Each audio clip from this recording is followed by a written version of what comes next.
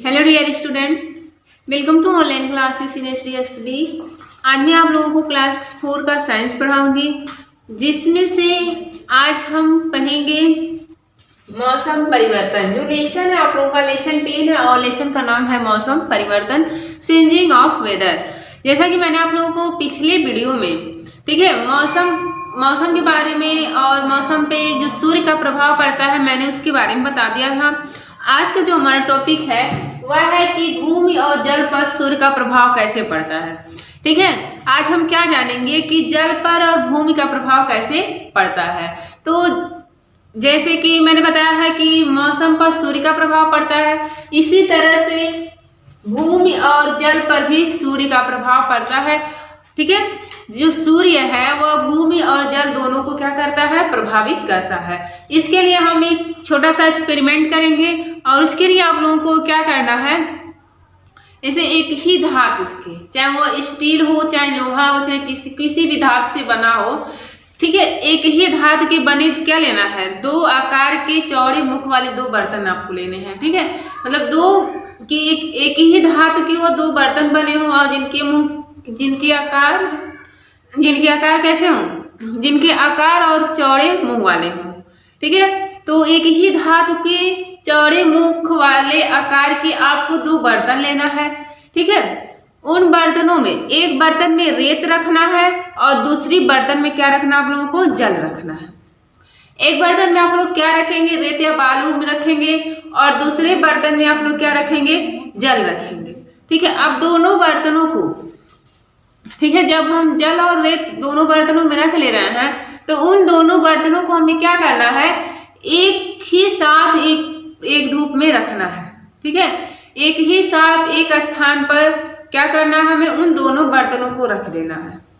ठीक है, फिर 1.5 घंटे या 2 घंटे के बाद हम जब जाएंगे उन बर्तनों में रखे पदार्थों को क्या करेंगे, देखेंगे और छूकर उनके ताप को अनुभव करेंगे। जब हमने उन दोनों बर्तनों को धूप में रख दिया तो 1.5 घंटे या 2 घंटे के बाद जब हम जाएंगे तो क्या करेंगे, उन दोनों बर्तनों को टच करेंगे, छुएंगे और उनके ताप को अनुभव करेंगे। तो हम क्या अनुभव करेंगे कि हमें यह देखना है कि कौन सा पदार्थ अधिक गर्म है और कौन सा पदार्थ कम गर्म है। ठीक है, तो हमें क्या करना है, उन पदार्थों के ताप को अनुभव करना है। तो हम अनुभव कैसे करेंगे, उनको छूकर अनुभव करेंगे। तो हम देखेंगे जब उन दोनों पदार्थों को छुएंगे तो हमें कौन सा अधिक गर्म लगेगा। तो हमें जो रेत वाला है, ठीक है, जिसमें जो रेत है अधिक गर्म लगेगा और जो जल है वह क्या लगेगा, कम गर्म लगेगा। ठीक है, रेत जो है अधिक गर्म लगेगा और जो जल है वह कम गर्म लगेगा। ठीक है, इस प्रयोग से, इस एक्सपेरिमेंट या प्रयोग से यह पता चलता है कि जो सूर्य की ऊष्मा है, ठीक है, जो सूर्य की ऊष्मा या प्रकाश है वो भूमि को क्या करती है, जल्दी गर्म कर देती है और क्या करती है, और जल देर से गर्म होता है। इस तरह से क्या है, जब रेत क्या है अधिक गर्म होगी और जल कम गर्म होगा, तो इस प्रयोग से यही पता चलता है कि जो सूर्य है वह पृथ्वी या भूमि को जल्दी गर्म कर देती है और जल क्या होता है, देर से गर्म होता है। इस तरह से जो सूर्य का प्रकाश है वह भूमि को प्रभावित करता है। अब जल को कैसे प्रभावित करता है, ठीक है, अब क्या करना है, हमें रेत को और जो जल वाले दोनों बर्तन थे उनको क्या करना है, एक ही छाया वाले स्थान पे रख देना है। जो रेत और जल से भरे हुए बर्तन थे उनको एक ही स्थान पर कैसे जगह पे रखना है, छाया वाले स्थान पे रखना है। फिर हम 1.5 घंटे या 2 घंटे के बाद उन बर्तनों में रखे पदार्थों को छुएंगे और देखेंगे कि क्या होता है। ठीक है, तो कौन सा, अब इसमें जब हम छाया में रखे हैं उन बर्तनों को तो हमें कैसा अनुभव होगा, हमें ठंडा अनुभव होगा। कौन सा पदार्थ है अधिक ठंडा है और कौन सा पदार्थ कम ठंडा है। ठीक है, तो क्या होगा, रेत अधिक ठंडा लगता है। ठीक है, रेत क्या है, अधिक ठंडा लगता है और जो जल है वह कम ठंडा लगता है। ठीक है, जो रेत है वो अधिक ठंडा लगता है और जल जो है क्या होगा, कम ठंडा लगता है। इससे यही पता चलता है कि सूर्य की ऊष्मा कम होने से भूमि क्या होती है, जल्दी ठंडी हो जाती है और जल देरी से ठंडा होता है। ठीक है, जब कहने का तात्पर्य यह है कि जब हमने उन बर्तनों को छांव में रखा तो जो रेत है वह अधिक जल्दी ठंडी हो जाती है और जो जल होता है वह देर से ठंडा होता है। ठीक है, ऐसा क्यों होता है? ऐसा इसलिए होता है कि जब सूर्य की ऊष्मा कम होती है तो क्या होता है, भूमि जल्दी से ठंडी हो जाती है। कहने का तात्पर्य यह है कि जब सूर्य का प्रकाश पृथ्वी पर पड़ता है, भूमि पर पड़ता है, तो भूमि अधिक गर्म हो जाती है और जब सूर्य की प्रकाश नहीं पड़ता है, ठीक है, तो क्या होती है, जब सूर्य का प्रकाश है ऊष्मा पृथ्वी पर या भूमि पर नहीं पड़ता है तो वह जल्दी ठंड भी हो जाती है। इस तरह से सूर्य भूमि को प्रभावित करता है। ठीक है, वास्तव में सूर्य भूमि और जल दोनों को प्रभावित करता है, जिससे मौसम भी प्रभावित होता रहता है, जिसके कारण मौसम भी क्या होते रहे, प्रभावित होते रहे। यदि भूमि पर अगर भूमि पर सूर्य का तेज प्रकाश पड़ता है तो क्या होता है, गर्मी होती है। अगर नहीं सूर्य का प्रकाश नहीं पड़ता है तो ठंड या मौसम सुहावना होता है। इस तरह से क्या है, मौसम भी प्रभावित होती रहती है। ठीक है, ये था हमारा भूमि और जल पर सूर्य का प्रभाव। ठीक है, भूमि और जल पर सूर्य का कैसे प्रभाव पड़ता है मैंने आप लोगों को बताया। अब हम पढ़ेंगे कि मौसम पर जल का प्रभाव। ठीक है, यह था हमारा भूमि का प्रभाव। अब मैं आप लोगों को बताऊंगी कि जल पर प्रभाव कैसे पड़ता है। तो भूमि का प्रभाव आप लोगों ने समझा कि सूर्य का भूमि पर कैसे प्रभाव पड़ता है, आप लोगों ने जाना। ठीक है, अब हम पढ़ेंगे कि भूमि पर जल का प्रभाव कैसे पड़ता है। ठीक है, तो हमने जाना कि सूर्य का भूमि पर कैसे प्रभाव पड़ता है। अब हम जानेंगे कि मौसम पर जल का क्या प्रभाव पड़ता है। ठीक है, मौसम पर जल का प्रभाव आज हम लोग पढ़ेंगे, effect of water on whether. ठीक है, तो मौसम पर जल का प्रभाव। ठीक है, जल भी मौसम को क्या करता है, प्रभावित करने वाला घटक है। जो जल है वह भी क्या है, मौसम को प्रभावित करने वाला एक घटक होता है। ठीक है, प्रकृति में जल प्राप्ति का, ठीक है, प्रकृति में जो जल प्राप्ति का महान स्रोत क्या है, समुद्र है। ठीक है, जो हमारा प्रकृति है उसमें जल प्राप्ति का जो महान स्रोत क्या है, समुद्र है। समुद्र सबसे बड़ा जल मतलब सबसे बड़ा है, जो उसमें बहुत अधिक जल पाया जाता है। इसलिए हम लोग वह क्या है, महान स्रोत क्या है, जल प्राप्ति का महान स्रोत ही समुद्र होता है। ठीक है, समुद्र के जल को सूर्य के द्वारा ऊष्मा द्वारा क्या किया जाता है, वाष्पीकरण होता है। जैसा कि मैंने आप लोगों को एक फिगर बनाया हुआ है, आप लोग देख रहे हैं, यह एक चार्ट है। ठीक है, तो ये क्या है, ये एक जल चक्र है और क्या करता है, इसमें किस तरह से मौसम को जल मौसम को किस तरह से प्रभावित करता है, इसमें बताया गया है। ठीक है, तो आप लोग देख रहे हैं कि यह समुद्र का जल है।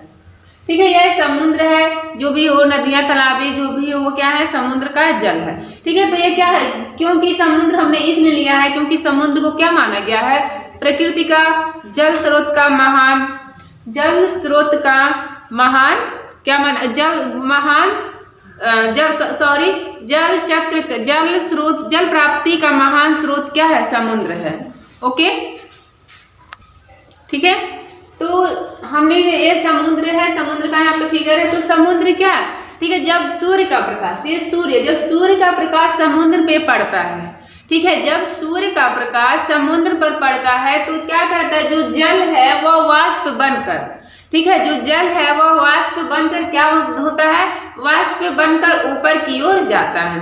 ठीक है, जब सूर्य की किरणें समुद्र पर पड़ती हैं तो ये समुद्र का जल क्या होता है, समुद्र का जो जल है वह क्या होता है, वाष्पीकरण होता है, भाप बनता है और यह क्या होता है, जल पर जो वाष्प बनकर क्या होता है, यह ऊपर जाती है। ठीक है, क्या होगी, ऊपर जाएगी। जब ये बूंदे ऊपर जाती हैं तो ऊपर जाते जाते क्या हो जाती हैं, ठंडी होने लगती हैं। ठीक है, जैसे जैसे ये ऊपर जाती हैं, ठीक है, जैसे जैसे वो क्या होती हैं, ऊपर जाती हैं तो संघनित होती हैं। ठीक है, संघनन होती, जब ये समुद्र की जल की बूंदे संघनित होती हैं तो क्या बनता है, बादल बनता है। ठीक है, अब संघनन किसे कहते हैं, जब पानी का भाप, ठीक है, जब पानी का भाप वापस पानी में बदल जाता है तो इस प्रक्रिया को हम लोग क्या कहते हैं, संघनन कहते हैं। ठीक है, तो ठीक है। तो जैसे जैसे ये समुद्र का जल वाष्प बनकर कहाँ जाती हैं, ऊपर जाती हैं, तो ये ऊपर जाते जाते ठंडी होना शुरू हो जाती हैं और जैसे जैसे ऊपर जाती हैं वह संघनित होकर क्या बनाती हैं, बादल के रूप में ये बूंदें बदल जाती हैं। समझ में आया आप लोगों को? एक बार फिर से देखिए, जब सूर्य की किरणें समुद्र पे पड़ती है तो जो समुद्र का पानी होता है वह बूंद के वाष्प बनकर क्या होता है, ऊपर जाता है। ठीक है, समुद्र का जल वाष्प बनकर ऊपर जाता है। जैसे जैसे वह वाष्प ऊपर जाता है वैसे वैसे वह जल जो है क्या होता है, ठंडा होने लगती है और क्या होती है, जैसे जैसे ऊपर जाती है और संघनित होकर बादल के रूप में क्या होती है, परिवर्तित हो जाती है। समझ में आया आप लोगों को? तो समुद्र का जल संघनन की प्रक्रिया से क्या करते हैं, बादल का निर्माण करते हैं। जैसा कि यहाँ पे आप लोगों को फिगर दिखाया गया है। केवल समुद्र के जल से ही नहीं बादल का निर्माण होता है, जो पेड़ पौधों में वाष्पोत्सर्जन की प्रक्रिया होती है। जैसा कि मैंने आप लोगों को वाष्पोत्सर्जन बताया था, वाष्पोत्सर्जन पेड़ पौधे के पत्तियों के द्वारा होता है। पत्तियों में एक स्टोमेटा पाया जाता है जिसको हम लोग पर्णरंध्र कहते हैं। ठीक है, तो पत्तियां, जैसे कि मैंने यहाँ पे पेड़ बनाया हुआ है, तो जो पेड़ की पत्तियां होती है वहां पे पर्व छिद्र या स्टोमेटा पाए जाते हैं। तो जो वाष्पोत्सर्जन की प्रक्रिया होती है वह पत्तियों में उपस्थित स्टोमेटा के कारण होती है। जब पेड़ पौधों में अत्यधिक जल हो जाता है तो पेड़ पौधे क्या करते हैं, अपनी आवश्यकता अनुसार जल को ले लेते हैं, लेकिन जो जल बच जाता है वह जल क्या होता है, वाष्पोत्सर्जित कर देते हैं और वही जल क्या करते हैं, बादल का भी निर्माण करते हैं। तो वाष्पोत्सर्जन की प्रक्रिया और समुद्र के जल के द्वारा क्या बनते हैं, बादल बनते हैं। ठीक है, फिर ये बादल क्या होते हैं, फिर ये बादल वर्षा या वर्ष के रूप में क्या होते हैं, जल वर्षा के रूप में और बर्फ के रूप में भूमि पर पुनः वापस आ जाते हैं। ठीक है, समझ में आप लोगों को? जब यह बादल का निर्माण कर लेते हैं, जब बादल हो जाता है तो यह बादल क्या करते हैं, वर्षा और बर्फ के रूप में क्या होते हैं, पुनः पृथ्वी पर वापस आ जाते हैं। समझ में आप लोगों को? तो यही प्रक्रिया हमारा क्या कहलाती है, जल चक्र कहलाता है। ठीक है, समुद्र से जल संघनित होकर बादल बनता है, फिर बादल से वर्षा के रूप में पृथ्वी पर नीचे गिर जाता है। ठीक है, जैसे कि यहाँ पे आप लोग देख रहे हैं, एक बार फिर से देखिए आप लोग ध्यान से। जब सूर्य का प्रकाश समुद्र के पानी पर पड़ा तो ये समुद्र की जो पानी थी वह उनकी बूंदें क्या हुई है, वाष्प बनकर ऊपर जाने लगती हैं। जैसे जैसे ये वाष्प ऊपर जाती हैं वह संघनन की प्रक्रिया के क्या करके संघनन की प्रक्रिया से बादल का निर्माण करते हैं। फिर समुद्र के जल के अलावा जो वाष्पोत्सर्जन की प्रक्रिया होती है उसके कारण भी बादल का निर्माण होते हैं। फिर ये बादल क्या करते हैं, वर्षा या बर्फ के रूप में जल का पुनः वापस पृथ्वी पर आ जाता है। तो इस प्रक्रिया को हम लोग क्या कहते हैं, जल चक्र कहते हैं। ठीक है, ठीक है। तो कुछ जल क्या होते हैं, जैसे कि कुछ जल भूमि सोख लेती है तो उन जल को हम लोग क्या कहते हैं, भूमिगत जल कहते हैं। और इस भूमिगत जल का प्रयोग हम लोग जैसे कि हैंडपैप और नलकुंभों के पानी में यूज करते हैं। और कुछ जल क्या होता है, नहरों नदियों के माध्यम से समुद्र में पुनः वापस आ जाता है। ठीक है, तो जल का वाष्प बनकर फिर वाष्प के रूप में बादल का निर्माण होता है। फिर बादल के द्वारा वर्षा और बर्फ के रूप में बाहर पुनः पानी पृथ्वी पर आ जाता है या भूमि पर आ जाता है। यह सारी प्रक्रिया आपका क्या कहलाता है, जल चक्र कहलाता है। ठीक है, क्या कहलाता है, जल चक्र कहलाता है। ठीक है, जैसे कि पृथ्वी पर उपस्थित, ठीक है, पृथ्वी पर उपस्थित जल जो है लगातार वाष्प बनकर ऊपर उठता है और वर्षा के रूप में पुनः पृथ्वी पर वापस आ जाता है। ठीक है, जैसे कि पृथ्वी पर जो जल है वह क्या होता है, जो जल है लगातार कंटिन्यू भाप बनकर ऊपर उठता रहता है, फिर वर्षा के रूप में पृथ्वी पर वापस आ जाता है, ऊपर जाता है, बादल बनता है, फिर बादल बनकर फिर वर्षा के रूप में पृथ्वी पर आ जाता है। यह प्रक्रिया होती रहती है जिसको हम लोग क्या कहते हैं, जल चक्र कहते हैं। ठीक है, जल का वाष्प बनता है वही हमारा क्या होता है, वाष्पीकरण होता है। जैसे कि जो यहाँ पे जब सूर्य का प्रकाश समुद्र में पड़ा है तो समुद्र का जल क्या वाष्प बनकर उड़ा है, तो जल का वाष्प के रूप में, जैसे कि जब हम लोग खाना बनाते हैं, ठीक है, तो जैसे कि जब हम लोग खाना बनाते हैं तो जल को क्या करते हैं, उबालने के लिए रखते हैं। ठीक है, जल को हम लोग क्या करते हैं, उबालने के लिए रखते हैं और जब उस जल को हम लोग क्या करेंगे, ढक देंगे। ठीक है, जब हम लोग ढके होते हैं जल को, फिर कुछ देर बाद हम लोग जब प्लेट को हटाते हैं तो प्लेट पर क्या देखते हैं हम लोग, जल की छोटी छोटी बूंदें लगी होती हैं। वह बूंदें क्या होती हैं, वाष्प बनकर ऊपर उठती हैं। तो वही हमारा क्या कहलाता है, वाष्पीकरण कहलाता है। ठीक है, तो क्या समझ में आप लोगों को, जल का वाष्प या भाप बनना ही वाष्पीकरण कहलाता है। और इस प्रकार वाष्प का, ठीक है, इस प्रकार वाष्प का जल में बदलना क्या कहलाता है, संघनन कहलाता है। ठीक है, तो इस तरह से आप लोगों ने मौसम पर जल का प्रभाव पढ़ा। अब हम नेक्स्ट वीडियो में नेक्स्ट टॉपिक के साथ मिलते हैं। आई होप ये वीडियो आप लोगों को अच्छा लगा होगा। Thank you.